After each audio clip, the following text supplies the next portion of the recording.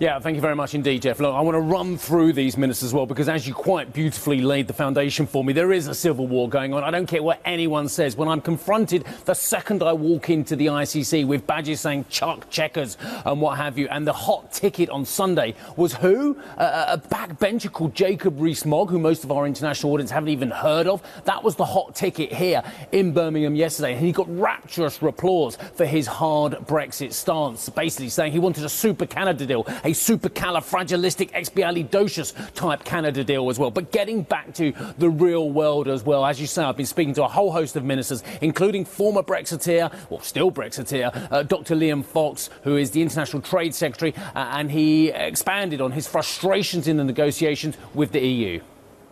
We've got a lot of areas of agreement, but they said that on the proposals we put forward following the Chequers meeting that the Cabinet had, that they weren't clear what the UK wanted. Now we've made it perfectly clear.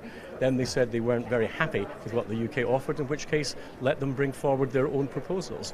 Under Article 50, we have a legal right to leave the European Union, and they have a duty to help us in that future relationship. Let's see them now deliver what they promised to do in that treaty. How do you respond to what Monsieur Macron had to say about Brexiteers being liars, sir? I leave others' comments up to themselves. Thank you, sir. He didn't want to answer the last point, of course, as well. But this isn't just about competing visions of Brexit. This is about Mrs May making sure there is no vacancy for her job as well. And I spoke to the business secretary, Greg Clark, and I said to him, look, what about these conversations about Mrs May? Is there going to be a challenge to her? And what about Mr Johnson as well? Let us listen into that. No, I think there's a great recognition that this is a hugely important and demanding job. And I meet virtually no one that thinks at this time the idea that you should change leader would be a sensible thing to do. Actually, Theresa May is a woman of resilience and the approach that she's taking to this, a particular serious approach, I think is the right one for the times. And finally, sir, are you disappointed by Mr Johnson's comments?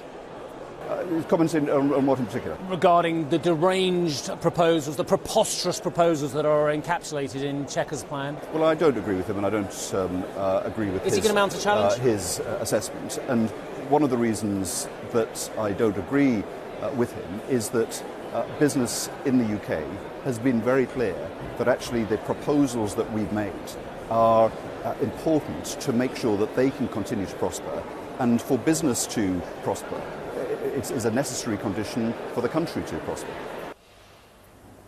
So full support for Mrs May there from the business secretary as well. But I also spoke to another ally of hers, a man I spoke to a couple of weeks ago in Ambrosetti. This is David Lidington, who is in effect like the deputy PM. He's the cabinet secretary, again, another cabinet minister.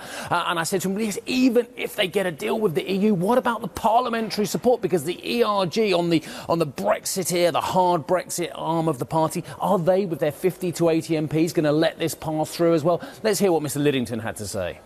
I think the key thing is to get the deal with the European Union, because that's what will protect jobs and the economic interests of people in this country and the integrity of the United Kingdom of Great Britain and Northern Ireland. Then we go to Parliament and we make the case. And I think that our parliamentary colleagues at that point will have to face up to the fact that there is a real decision about this country's future to be taken. We have not yet had any credible alternative from those who are criticising the Prime Minister's plan. They need to come up with that alternative. They've had plenty of months to think about it. I also thought you'd like to hear what Chris Grayling had to say. He's the Transport Secretary as well, but I thought his comments to me were incredible. Whatever I asked him, whether it's about Boris Johnson or about Mrs May, he fired back on every answer, criticising the EU. Listen in. At the moment, it's very much a question of the European Union responding with its proposals. At the moment, there is nothing on the table for anybody to vote on. You know, the United Kingdom has tabled a Chequers proposal. The European Union has said no. It's said no in a way that's caused quite a lot of offence in the United Kingdom.